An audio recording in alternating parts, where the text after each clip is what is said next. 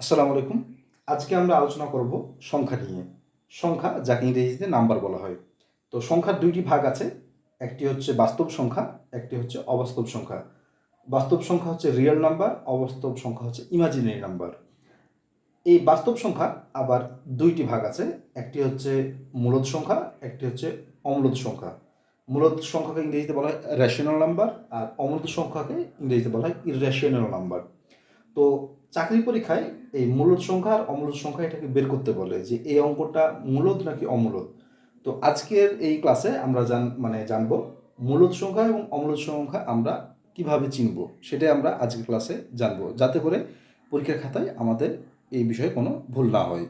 তো এখানে আমরা মূলদ সংখ্যা চেনার একটা পদ্ধতি আর কি আমরা উল্লেখ করেছি, যে আমরা কোন কোন বিষয়গুলো লক্ষ্য রাখলে আমরা একটি সংখ্যা মূলদ নাকি অমূলদ সেটা যেন চিনতে পারি।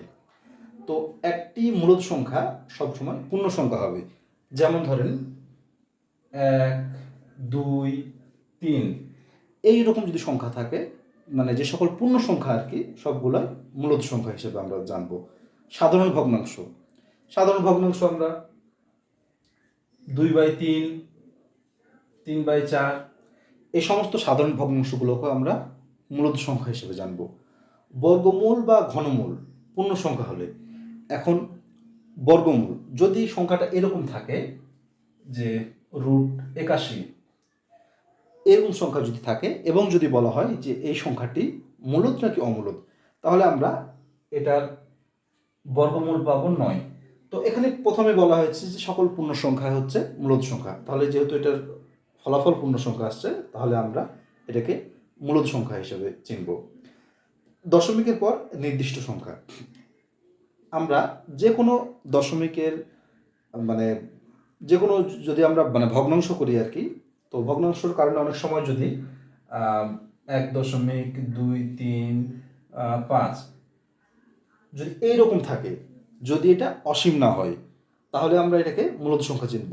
যদি এইরকম ১ ২ ৩ ৪ যদি চলতেই থাকে তাহলে কিন্তু সেটা অমূলদ সংখ্যা। আর যদি একটি নির্দিষ্ট সংখ্যা পর্যন্ত এটার মানে উল্লেখ থাকে তাহলে আমরা এটাকে মূলদ সংখ্যা হিসেবে চিনব। পৌনঃপুনিক সংখ্যা, সকল পৌনঃপুনিক সংখ্যাই হচ্ছে মূলদ সংখ্যা। যেমন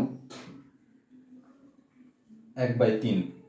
তো এইটাকে যদি আমরা ভাগ করি তাহলে আমরা একটি পৌনঃপুনিক সংখ্যা পাবো। যেমন তাহলে এখানে 0.033-9, আবার ১, আবার 0, আবার 3-3-9। তো এইরকম চলতেই থাকবে। তো সুতরাং আমরা এখানে 0.3-এর ওপর একটি পৌনঃপুনিক দেব। তো সকল প্রকার পৌনঃপুনিক সংখ্যা হচ্ছে মূলদ সংখ্যা। তো এই ধরনের বৈশিষ্ট্য যদি আমরা কোনো সংখ্যার মধ্যে পাই, যে সংখ্যাটা যদি পূর্ণ সংখ্যা হয়, সাধারণ ভগ্নাংশ হয়, এর বর্গমূল বা ঘনমূল পূর্ণ সংখ্যা হয়, আমরা এখানে বর্গমূল দিয়েছি। যদি আমরা ঘনমূলের দিকে দেখি তাহলে যেমন কিউবিক রুট ২৭, এটা ৩ দিই, তাহলে এটার থাকবে ৩। তো যদি এইরকমও থাকে কিউবিক রুট ২৭, তাহলে এর ভাগফল আসবে এর ফলাফল আসবে ৩। তো এরকমও যদি থাকে তাহলে সেটাকে আমরা মূলদ সংখ্যা হিসেবে চিনব। তো এখন আমরা জানবো অমূলদ সংখ্যা সম্বন্ধে। তো অমূলদ সংখ্যা চেনার পদ্ধতি খুবই সোজা।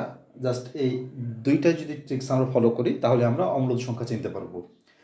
যে সকল সংখ্যার বর্গমূল বা ঘনমূল পূর্ণ সংখ্যা নয়, আমরা যদি একটি পূর্ণ বর্গ সংখ্যাকে যদি আমরা বর্গমূল করি বা কোনো ঘনমূল সংখ্যাকে যদি ঘনমূল করি, সেটা যদি পূর্ণ সংখ্যা না হয় তাহলে সেটা আমরা অমূলদ সংখ্যা হিসেবে চিনব। যেমন আমরা যদি √২ বা √৩ এই সমস্ত সংখ্যাগুলো কিন্তু পূর্ণ সংখ্যা আসবে না।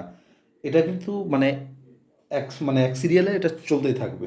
তো সুতরাং আমরা এই যে ২, √৩ এগুলোকে আমরা অমূলদ সংখ্যা হিসেবে চিনব।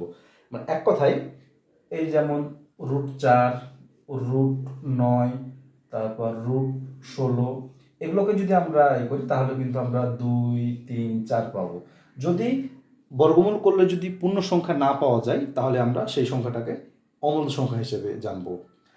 এরপর দশমিকের পর যদি অসীম ঘর হয়, যেমন 2.3, 4, 7, 2, 8, 5 এভাবে যদি চলতেই থাকে, তাহলে আমরা এটাকে অমূলদ সংখ্যা হিসেবে চিনব।